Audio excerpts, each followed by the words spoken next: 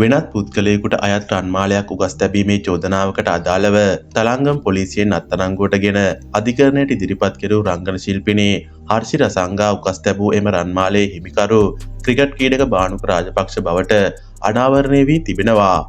ඒ අනුව හර්ෂි රසංගා හා බානුක රාජපක්ෂ අතර තිබූ ප්‍රේම සම්බන්ධතාවයකට අනුව ඔහු මෙම රන්මාලය ඇයට තෑගි කොට තිබූ බවත් පසුව ඔවුන් දෙදෙනා අතර ඇති වූ බහින්බස් වීමකින් අනතුරුව බානුක රාජපක්ෂ නැවතත් එම රන්මාලය ඇයගෙන් ඉල්ලා තිබූ බවත් හර්ෂි රසංගා මාධ්‍ය වෙත පවසා සිටියා.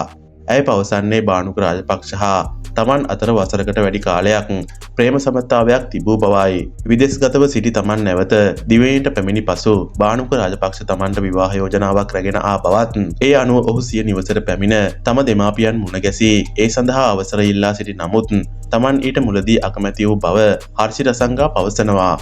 ඇය සඳහන් කරන්නේ ඒ වන විටත් තමන් මුල් විවාහයෙන් වෙන් වී නොසිටි අතර බානුක රාජපක්ෂද සේ විවාහය අවසන් කර නොතිබූ බවයි. පසුව දිගින් දිගටම ඔහුගේ පෙරැත්තය මත ඇයගේ දෙමාපියන් මෙම සම්බන්ධතාවයට අවසර ලබා දුන් බවත් ඒ අනුව වසරකට ආසන්න කාලයක් විවිධ හලහැප්පීම් මැද මෙම සම්බන්ධතාවය ගොඩනැගුණු බවත් හර්ෂි රසංගා සඳහන් කරනවා.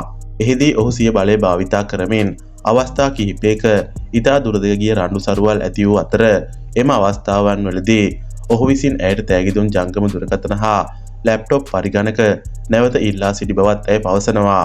නමුත් සමාව ඉල්ලා යළි සම්බන්ධතාවය අලුත් වූ පසුව එම භාණ්ඩ තමන්ට යළි ලබා දුන්නද දිගින් දිගටම වෙන මෙම ක්‍රියාවලියට තමන් අකමැති බැවින් තමන්ට කිසිදු භාණ්ඩයක් ලබා නොදෙන ලෙසට බානුක රාජපක්ෂගෙන් ඉල්ලා සිටි බව හර්ෂි රසංගා සඳහන් කරනවා. නමුත් ඉන් අනතුරුවද ඇය විවාහ කරගන්නා බව පවසා එක්තරා බහින්බස් වීමකින් අනතුරුව ඔහුට අයත් මෙම රන්මාලය ඇයගේ ගෙලෙහි බානුක රාජපක්ෂ පැළඳූ බවත් නමුත් පසුව ඒද තමන්ගෙන් ඉල්ලා සිටි බවත් ඇය පවසනවා. එහිදී තමන් මෙම රන්මාලය උකස් කර ලක්ෂ 6ක මුදලක් තමන් සන්තකයේ තබා ගනිමින් බානුක රාජපක්ෂට පොලිසියේ පැමිණිල්ලක් කර එය ලබා ගන්නා ලෙසට දැනුම් දී තිබෙනවා.